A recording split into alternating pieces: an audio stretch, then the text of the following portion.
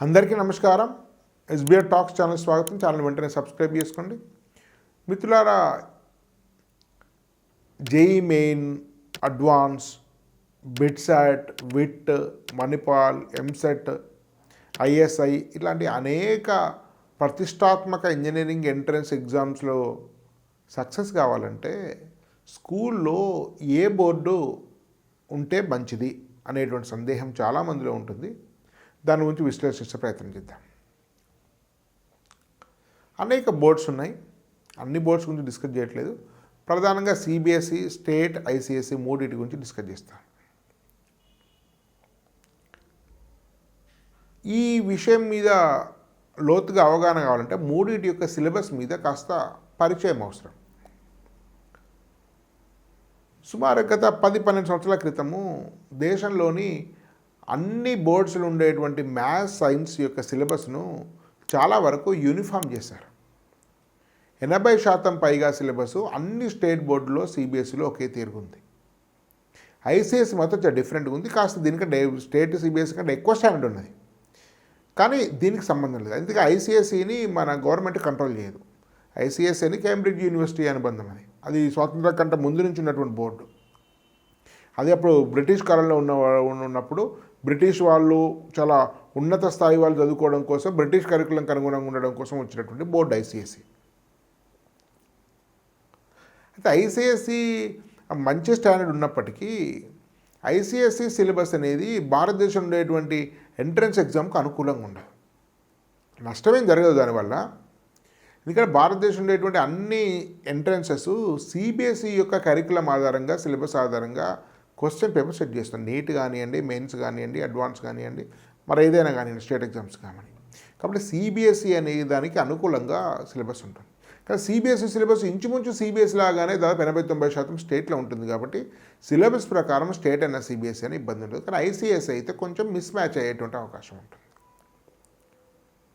10th class వరకు problem లేదు, పెద్దగా తేడా ఉంటుంది. ఇంటర్మీడియట్ అయితే మిస్ మ్యాచ్ అవుతుంది. 10th క్లాస్ వరకు ఐసిఎస్ఈ ఉన్నా కూడా మీకు ఇబ్బంది లేదు. ఎందుకంటే 10th క్లాస్ వరకు స్టేట్ సిబిఎస్ఈ ఉండేటువంటి మొత్తం సిలబస్ కూడా ఐసిఎస్ఈలో కవర్ అవుతుంది.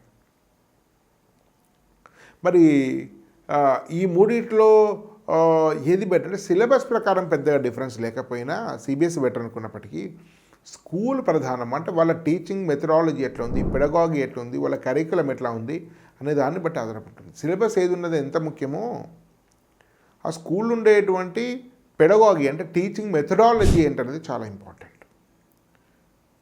బట్టి పట్టిస్తున్నారా, స్టూడెంట్స్ ఫ్రీడమ్ ఇస్తున్నారా, సో మార్కుల ప్రిఫరెన్స్ ఇస్తున్నారా, కాన్సెప్ట్స్ ప్రిఫరెన్స్ ఇస్తున్నారా, అప్లికేషన్ సంబంధించిన ప్రాబ్లమ్ సాల్వింగ్స్కు స్కోప్ ఉందా ఆ స్కూల్లో, అడిషనల్ ప్రాబ్లమ్స్ చేయిస్తున్నారా, టీచర్స్ చాలా క్వాలిఫైడా, స్వతంత్రంగా ఆలోచన నేర్పుతున్నారా, ఇవి చాలా ముఖ్యం.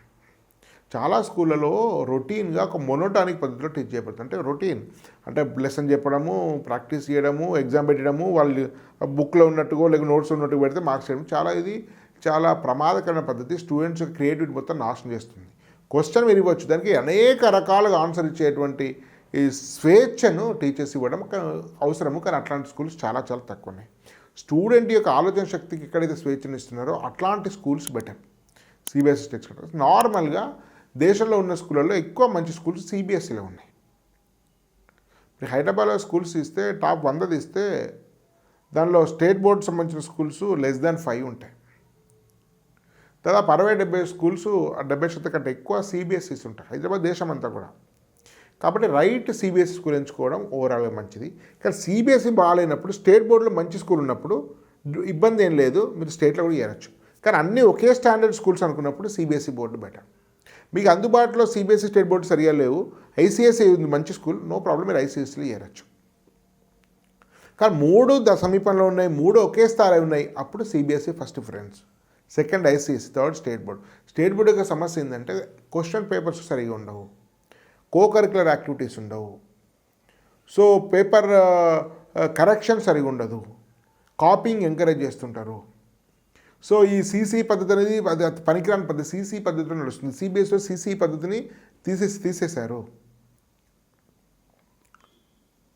ఇన్నోవేషన్ సిబిఎస్ఈ స్కోప్ ఉంది. అఫ్కోర్స్ అది టీచర్స్ మీద ఆధారపడి ఉంటుంది. కాబట్టి ఓవరాల్గా CBSE first preferable, ICSE second preference school, third స్టేట్గా స్కూల్ మంచిది అయితే స్టేట్లో ఉన్నా కూడా ఇబ్బంది, స్టిల్ మంచి టీచింగ్ పెడగాలి స్కూల్ సంబంధం. కానీ ఇంటర్మీడియట్ వేరు, ఇంటర్మీడియట్కి స్టేట్ బోర్డే బెటర్. ఎందుకంటే ఇంటర్మీడియట్ ఎక్కడైనా మీరు కోచింగ్ ఎంట్రన్స్ ఓరియంటెడ్ ఉంటుంది కాబట్టి కోచింగ్ సంబంధించి మెటీరియల్ వాడతారు కాబట్టి, స్టేట్ బోర్డ్ అయితే మీకు దాని మీద హెడేక్ ఉండదు, మీకు కంఫర్టబుల్గా ఉంటుంది, ఈజీగా ఉంటుంది. కాబట్టి స్టేట్ బోర్డు సంబంధించిన బెటర్. ఎందుకంటే అన్న దానిలో దాదాపు అన్ని స్టేట్ బోర్డు తీసుకునే సిబిఎస్ఈ లేవు కాబట్టి ఇంటర్మీడియట్ వరకు అయితే స్టేట్ బోర్డు బెటర్, స్కూల్లో అయితే సిబిఎస్ఈ బెటర్, ఆ తర్వాత ఐసిఎస్సి ఎస్ఎస్సి. అయినప్పటికీ స్కూల్ స్టాండర్డ్ ప్రకారం ఉంటుందనేది ప్రధానమైనటువంటి వివరణ.